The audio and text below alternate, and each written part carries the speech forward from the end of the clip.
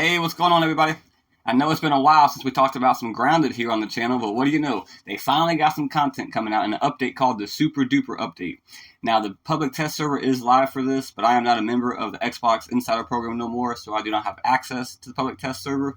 But what I do have access to are these patch notes, and I thought I'd make a video showing you guys the most important changes and new features coming to the game. And the public test server just went live yesterday, or 2 days ago, so I expect in like a week or a week and a half after the public test server ends, the update will actually come out. As of right now, there is no official release date. But without further ado, let's get into these patch notes. Now, there are quite a bit of patch notes here, so I'm not going to go over everything. I'm just going to go over the big stuff and some of the new stuff. And feel free to pause the video if I go over anything that you want to read or look at. I'll go slow so you can pause it. But we're starting things off here with some new features. Wasps swarm the yard. Get ready to buzz with excitement as wasps invade the yard. Battle with wasps and drones that guard their many hives across the upper yard. Keep your eyes peeled for the hidden main nest as well. A word of caution, piss off their kin and you'll release the full fury of the hive. So, a new boss, Wasp Queen, cozy within her hidden hive. The ominous queen of the skies awaits. So I'm guessing that's like there's wasps out in the yard, and as you kill them, you will piss them off, and then you're probably going to get attacked by a whole bunch of wasps. And there's a new Wasp Queen. That's pretty cool. Can't wait to fight her. And I do believe this Wasp Queen, if you kill the regular wasp, you can craft wasp armor. And I believe if you kill the Wasp Queen, you drop parts that can drop you, or she will drop parts that you can then craft a bow. Alright, but moving on, the Super Duper item duplication machine. Introducing the Super Duper. The Super Duper is a new piece of equipment installed in the Oak Lab that duplicates gear and items using raw science. Find Duper disc in the upper yards, which upgrade the Super Duper to clone even more items. The first disc unlocks operations of the Super Duper, while the other disc unlocks duping of higher tier equipment and items. Any equipment that is duped will include all the items' smithing upgrades. Nice. Higher tier equipment costs more raw science to dupe. It can even duplicate trinkets, unique items, and upgrade stones. Example, duplicate and upgrade equipment set for your friends if they are joining your party midway through your adventures. So that's actually really cool. So if you have one sour battle axe, and let's say you could dupe that, let's say you have it level 3, you could dupe that for raw science and you can make another level 3 sour battle axe and give it to your friend. That's pretty cool. Next up, we got chillaxing at your base. Bases are more than just protection against giant insects that want to eat you. They are also for making you feel warm and fuzzy inside. Buildings now have cozy vibes when you are nearby. If you are around enough cozy buildings, your level of coziness will rise. For each new level of coziness you reach, you can unlock new things. A new decorative building recipes, a mutation useful for base building, new emotes to expand your body language, and being in a cozy location will also give you the status effect that decreases your hunger and thirst drain and slowly heal you.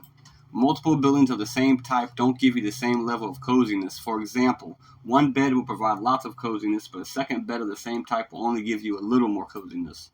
There are 5 levels of coziness. Your current coziness level will show up on your HUD if it is at least 1. So pretty much what this is just like a, if you played Valheim, it's like the comfort system, or like the rest system, and a couple other survival games have those kind of rest systems in there. That's pretty cool. Alright, we have a handy gnat. I know this thing helps you build up high and stuff, so you don't have to build like scaffolds and ladders if you're trying to build some tall roof or some tall structure. But I'm pretty sure this is only in creative. That's kind of lame. Additional custom game options. Okay. We now have a thing called loot luck. Increase the chances of obtaining rare drops and receive more loot in general. Loot luck comes in 2 forms. You got generic loot luck, which increases the drop rate for all items on all creatures, and then you got targeted loot luck that greatly increases the drop rate for all items on a specific creature. For example, loot luck Black Widow will increase the drop rate specifically for Black Widows. This new luck stats effect can be found in various places, most easily by utilizing the new Rub for Luck feature on all the stuffed creature buildings. So that's pretty cool. So now if you craft any dead animal head and put it on your wall, I guess now you can rub it and it will give you one of these, either a generic loot luck or a targeted loot luck, depending on if you rubbed a certain creature or not. Not sure exactly how that works. You just, like, if you rub an ant head, you automatically get the targeted loot luck for ants. Interesting. Either way, that's a pretty cool addition. Turret improvements. The Pebble turret and Pollen turret have been converted to a single turret called the Acorn turret that can load different ammo types like the bow. When in the turret, you can press R, right bumper to swap ammo types on the fly. The new ammo types you can craft are rocky rounds, groundy rounds, pointy rounds, sappy rounds, and burny rounds. Okay. Oh. Pollen turret recipe and pollen turret science store entry have been removed. If you previously purchased either the pollen turret or pebble turret, you will have access to the new acorn turret building recipe. If you previously purchased both turrets, you will be refunded 4,000 raw science. Turret aiming angles have been increased so you can aim higher and lower. You can now see the health of a turret while inside of it. Nice. Muscle sprouts can be grown in the garden patch now. Nice, so no more going to the pond lab to get those bad boys. We got 3 new achievements, some photo mode improvements, some Steam Deck improvements, some quality of life improvements. We now have status effects applied to creatures. Status effects applied to creatures now appear beneath the enemy health bar while you're attacking them. That's nice. So whatever effects you apply on them, you should see a little symbol below their health bar showing you what the status effect is and how long you have until it expires. Building, hold to place mini. You can press and hold to build action to move your cursor to place many structural buildings at once. You can also bind the place mini control to start place mini with one button instead of using the hold button. Alright, so you can pretty much just place a horizontal line of 10 foundations. You could do 8 walls at once. Do 10 by 10 set of walls at once. That's cool, and that should save time on making each building piece by piece. You can now relocate walls, floors, roofs, and foundations. You now got 4 mutation loadouts you can quickly swap between using... Well, you can now configure 4 mutation loadouts and quickly swap between them using the new mutations loadout radial. That's nice. So no more having to just go in there every time you try to fight a new bug and switch out your mutations. Now you can have 4 presets and just switch them on the fly. Shareable backup saves, new content. Alright, here we go, new content. We got Wasp, Morion, something. I'm assuming that's like a helmet. We got a chest plate. We got pants.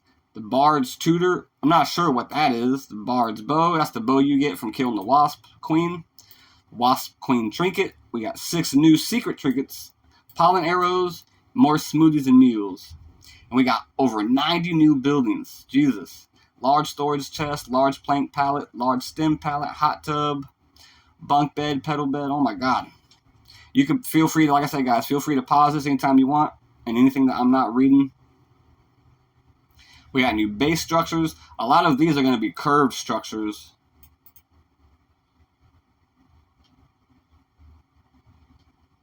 And corner stairs.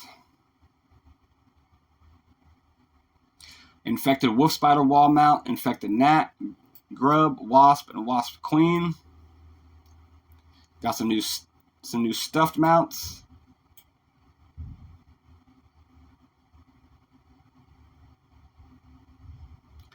They pretty much rescaled health, stamina, hunger, and thirst.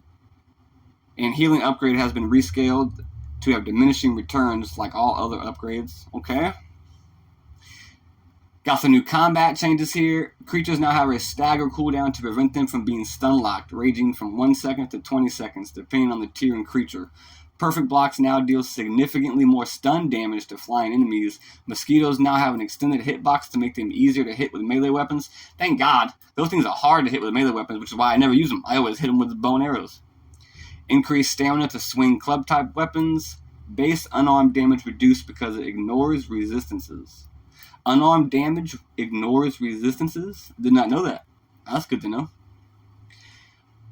The Broodmother, she got a little buff. They buffed pretty much buffed these mutations right here. Got some UI changes, some world changes. Pets will now jump to their homes or masters when the party rests. Active pets will magically appear near the player if they are very far away. It's pretty cool. Optimization changes. Armor and weapons. The repair hammer can now repair buildings when thrown. Crossbows now grant the rough reload effect. Block canceling is enabled after firing a shot. Damage is significantly reduced on the next shot if fired faster than the normal reload duration. So if you do block cancel to hurry up and fire your next shot, it's just going to be much more weaker. So now you're penalized for block canceling. Spears pretty much got a nerf.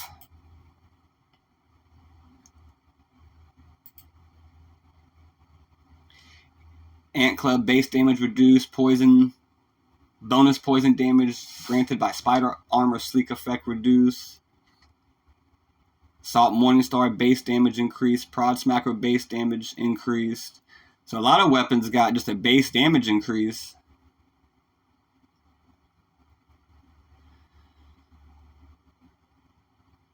Reduced crafting costs for most meals. Nice. Some crash fixes. Some major fixes. Some other fixes.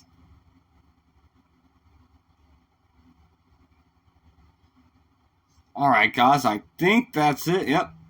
That's pretty much it for all the big new stuff. So we pretty much got